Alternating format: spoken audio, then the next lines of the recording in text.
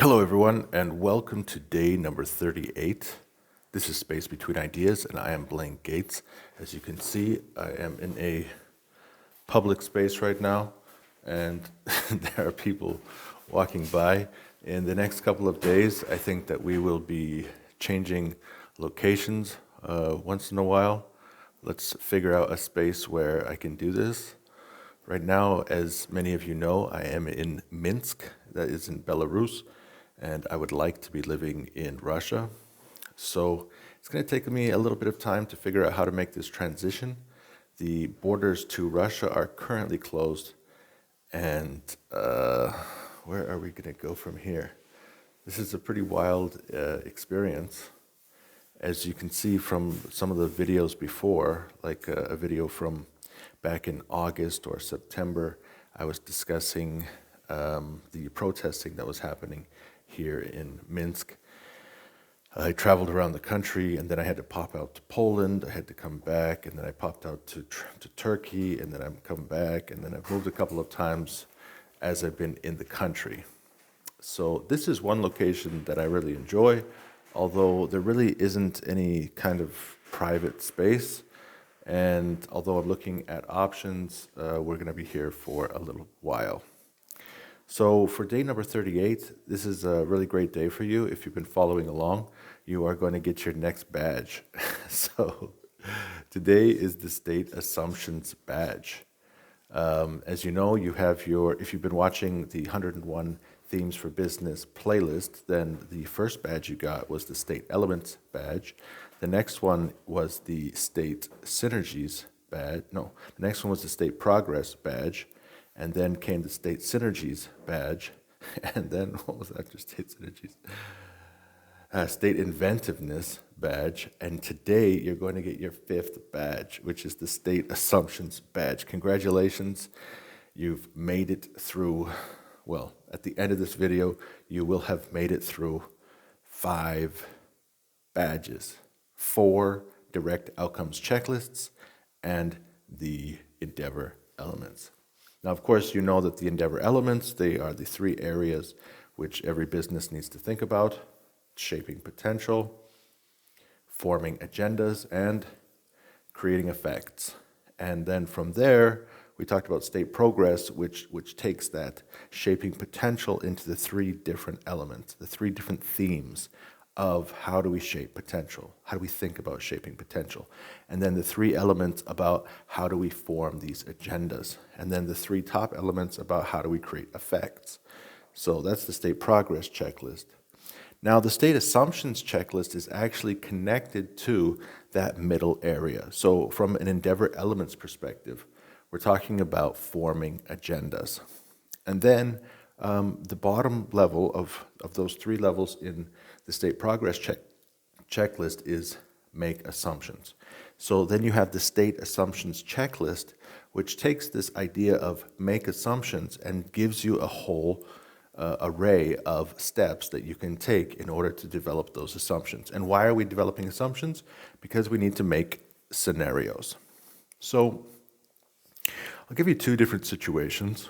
All right, so imagine you are in a war situation.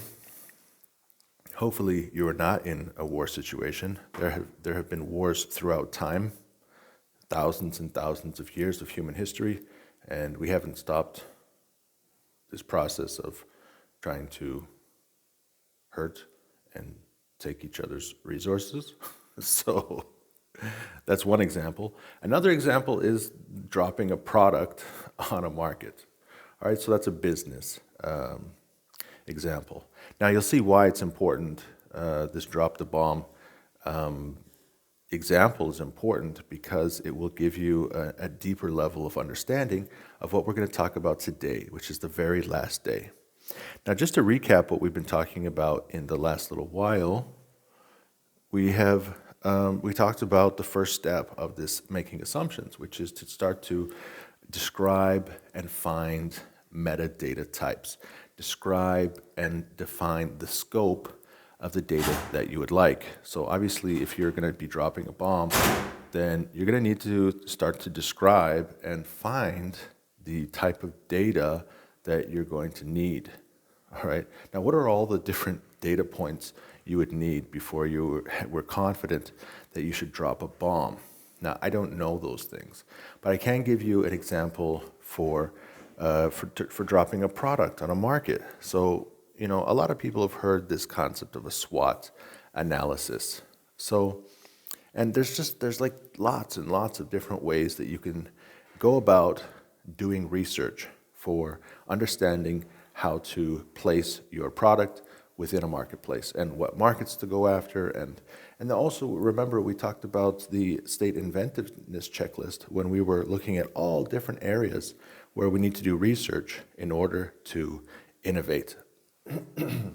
So now, for example, in a SWOT analysis, so you're talking about the strengths of your offer. All right, so what data points would you like to research in order to understand the strengths of your business, the strength of your product, the strength of your service, the strength of your employees, the strengths of the internal systems? All right, so you can gather a lot of data points to understand your own situation. Then you also have the weaknesses of your company. All right, so as you look at the strengths, there's also that opportunity to look at the weaknesses of your product, the potential problems that you might run into. Then next is the O of SWOT, which is opportunities in the market. All right, so you're looking at where can you put your product into the market? Where are the consumers? Where are the marketplaces? Where are the distribution channels? How can you get your product into the hands of the people who will trade you for some money? And then you also have threats. The T in SWOT is the threats of competition, of regulation, of whatever potential risks you might run into at any particular time and in any particular location. So I don't know if people, when they drop bombs, if they go through a SWOT analysis, but it's you have to make those. You have to do the research. Now, eventually, as you find this data, you begin to synthesize your data into what? Into some knowledge base. All right, you bring these various data points together, and you have to synthesize that data. You have to look at the quality of that data. Remember yesterday we were talking about the quality of the data. We were talking about the usefulness of the data. All right, now, and that's the thing. So, all right, so now we jump back into this idea of dropping a bomb. So if you have the wrong quality, if you have bad quality data, then like you drop a bomb and then something blows up. And then they say, oh, you missed the target. Well, because why? Because the quality of the data. Hooey, you see what happens? I mean, that's a huge problem. And it's the same thing in a market. So what happens if you drop your product in a market, but the quality of your data is bad? Your SWOT analysis is wrong. You lose money. All right, and then also the usefulness. All right, so the quality of the data, everything that they said in the data was correct, but we still missed. Why? Because the data wasn't useful. It wasn't actually the data that we needed in order to make the decision. And it's the same thing with dropping a product into a market. So you may have good quality data, but maybe the data were not the relevant factors that you should have been looking into. So finally we reached today. Today's the last day. So what is it? Oh, no, we have one more point. So then what you have to do is you have to develop insight. You've already converted, you've synthesized the data, you've said, yes, the quality is great, it is exactly it's very useful for our situation. We believe that we can make this decision. Now we're going to assess the benefits and risk. And I gave you the example yesterday where if you cut the distance between where you're standing now and a particular location, for example, a mailbox, and you cut that distance in half, and then you cut that distance in half again, and then you cut that distance in half again, will you ever reach the mailbox? And the answer, of course, is no, because you can cut a distance in half by 50% an infinite amount of times. But then the question is, well, can you get close enough to deliver the envelope? And that is true. You could get close enough where your arm length is longer than the distance, which has been cut in half to a certain amount of times. All right, now, so the whole point is you have to develop the insight. You have to eventually have this feeling, this knowledge, these principles, these factors, and some people say a gut feeling about like what do I need to know in order to make this decision. Like I'm sure that not every single bomb that has been dropped had perfect data, and not every product that has landed in a market has had the best data in the world. And sometimes people just have to go with a gut decision. They have to form some principle, some amount of insight where they feel comfortable that making this bet, because often in business we are making bets, that this bet is going to pay off. So finally today, when you deliver the information to the decision maker, there's the last thing that you need to talk about is sufficiency of data. All right, so you could have really great quality of data. It can be really useful, but do you have enough? When you are developing these insights and you're ready to make this bet, do you have enough? All right, so like we looked at this chart before where we have all of these data points that we're looking at. And we have our endeavor at the top, and then we have the sub-endeavors below, and we have the specific data points that we need to research. And then over here, so then we put like point number one, the endeavor, sub-endeavor number one over here, and then we take these 2 points and we put them over here. Now the question is, we talk about sufficiency, all right? So here we have one source, 2 sources, and the information I got, the third source, and the information I got, the fourth source, and the information I got, the fifth source, and the information I got. And I started to develop this insight, and I feel like I'm close enough to mail the letter.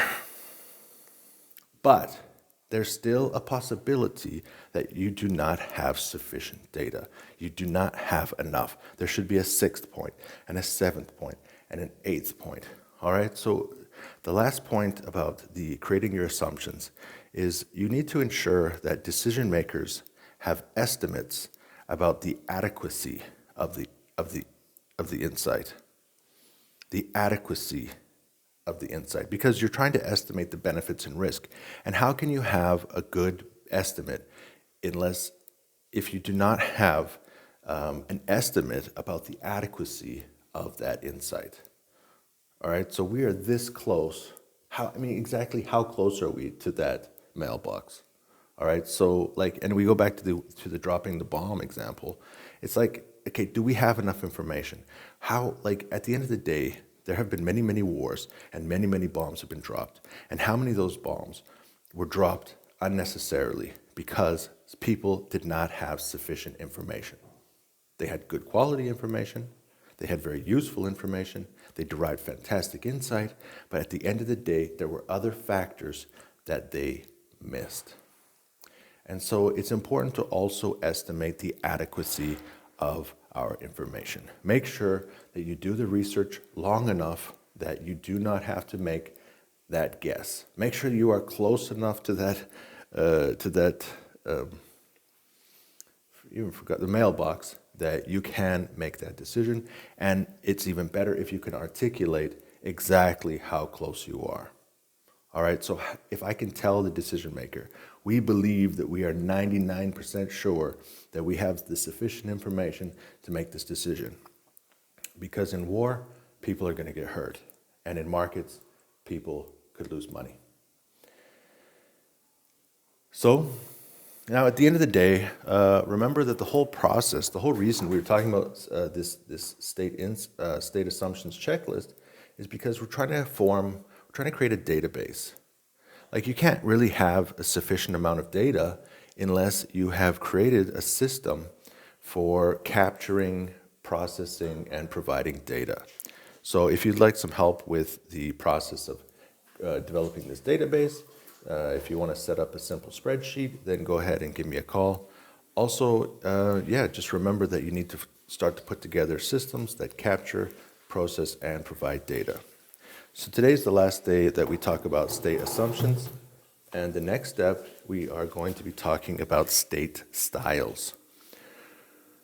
All right, so state styles is basically about the style that like work cultures, styles that you are working on projects, and the things that you are doing to try to succeed.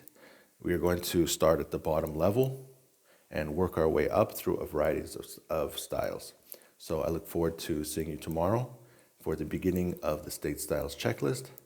And I hope that you enjoy the state assumptions badge number 5. And now we are going to work on badge number 6. This is Space Between Ideas. I'm Blaine Gates.